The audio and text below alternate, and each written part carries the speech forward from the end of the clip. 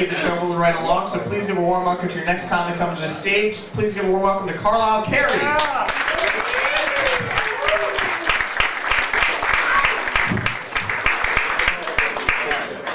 Ginger's caught AIDS. So give it up for Comedy Works. A little out of it tonight. I ran into my ex last night, so I had to back up and hit him again, just to make sure.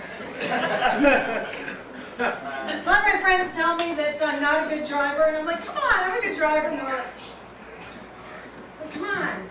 But did you ever prove something to yourself you didn't want to know? Like a few days ago, I got stuck in traffic, and I figured out why they think I'm a bad driver. I'm not, I'm a good driver. I was stuck in traffic though, and I really needed to get somewhere, right? I was running out of time, I needed to get somewhere, I'm kind of in a hurry, I'm backed up at this light, it's only moving like 2 cars at a time, the light cycles through, it takes forever, the perpendicular road, 5 or 6 cars were getting in line. I was going nuts, and I'm trying to calm myself down. Okay, deep breath, relax, it's gonna be okay. Other people get stuck in traffic. Come on, you do yoga for God's sakes, you can handle this, right?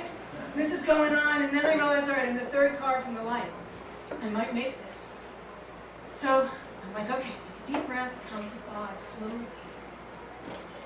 Problem is, I didn't give myself a plan B. So the light turns green, the guy in front doesn't move. His brake light doesn't even flicker. And I'm like, okay, deep breath, counting to 5 slowly. I hit 5, ballistic. I slam on the horn, stall the car, the first 2 cars leave, the guy behind me is just shaking his head. Yep. No, it's not that I'm a bad driver, I'm just crazy. Hard stuff to know. I was running the other day, and I noticed that people were like stopping and looking at me like they were watching an oncoming train wreck. You know, and I'm like, come on, my form's not that bad. But then I realized, oh, I get this. See, I shower after I run, which means my leg stubble was showing in the sunlight. That was not the look of a train wreck. That was, oh crap, you mean those sparkly vampires from Twilight are real? Wouldn't that just suck? Oh, sorry. Yeah, I'll give you a minute on that one. Sorry, it was an intended pun, but come on. I realized this spring I really needed to get in shape because my upper body was beginning to make the Olsen twins look butch. So I started doing P90X. What I learned with that is when I'm having one of those days when I don't feel like working out, I'm kind of whiny and talking back to the video. The dog downstairs whines with me. He even whines when I don't work out. I miss a day. It's kind of like having a buddy there. But the most extreme thing about P90X is how other people react to it. Like I have a couple friends who are doing the boot camp workout. Another friend of mine said, I know Marines, and all of them say the same thing. God, people who do P90X are crazy. It's like, hey, I do P90X. What are you implying? Have you seen me drive? I was talking to my dad recently about older couples passing away within a couple weeks of each other. I realized my dad's getting older. No offense. I have to look at this man.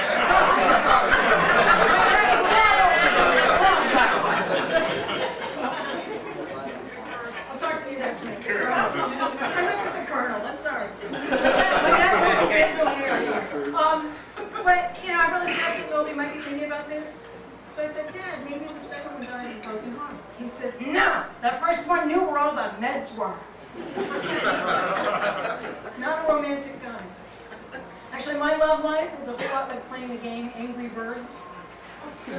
No matter how many pigs I kill, I can always find another one to throw myself at.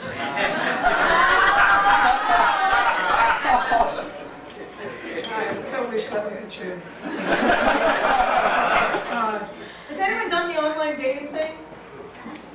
It's truly, it's like being hit on in a dive bar. It's the same people. You walk into the dive bar and you're like, I've seen your picture. It's like, oh yeah, you can't spell.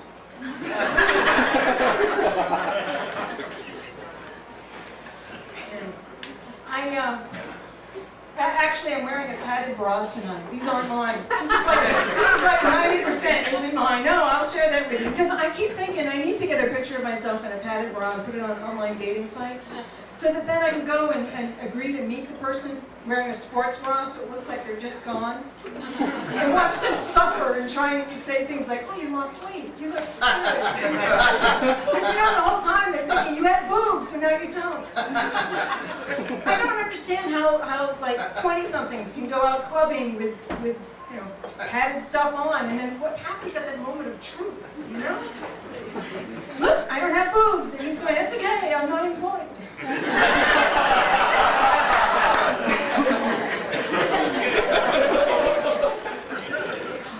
Though I have to admit, the online dating thing, what really bothers me is when guys say they're willing to date outside their race.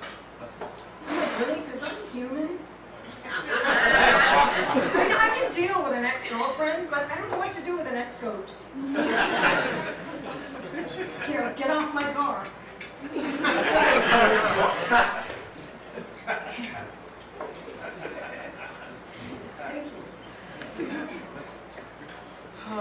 Yeah, I really hate being lied to, though.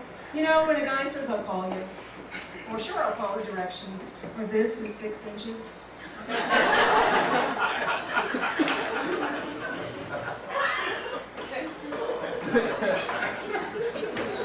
gotta tell you, my biggest turnoff though is when a guy says to me, you need someone to take care of you. Ew. Very awful thing to say. There's only one response. Mom, Dad's being mean again.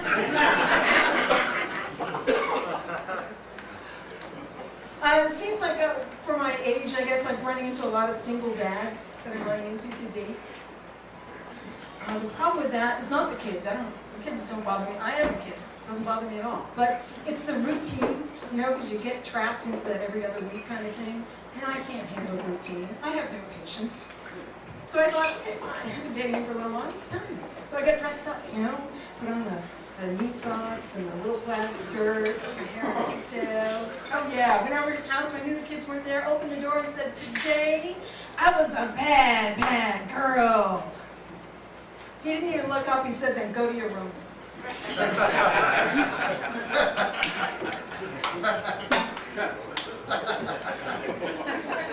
So has anyone else ever noticed that those ancient Greek and Roman statues, there's no one that's well hung in those?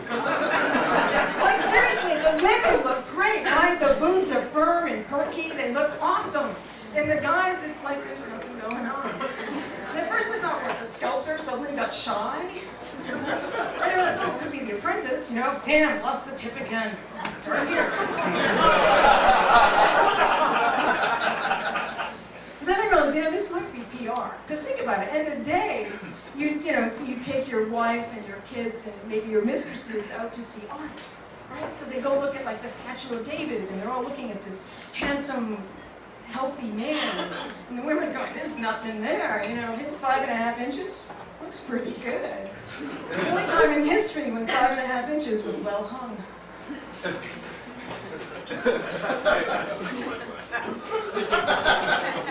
A friend of mine said to me recently, Carlisle, does your ADHD stop you from having a threesome? No, that would be lack of courage. The ADHD, that just stops me from having a decent job, being able to fold sheets properly, and ever having sex with the TV on. Just naked with a friend.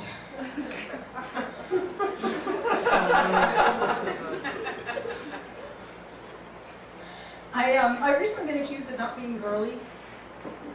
Well, that's kind of unfair. It's the 21st century. Everything I do is girly, right, ladies? Because we are. Yeah, it doesn't matter if we're working out, spending the day at the spa, cramming a dildo up my ex's. Girly, maybe? Angry? Yeah, I have to stop dating gay men. Thank you very much. My name is Carlisle.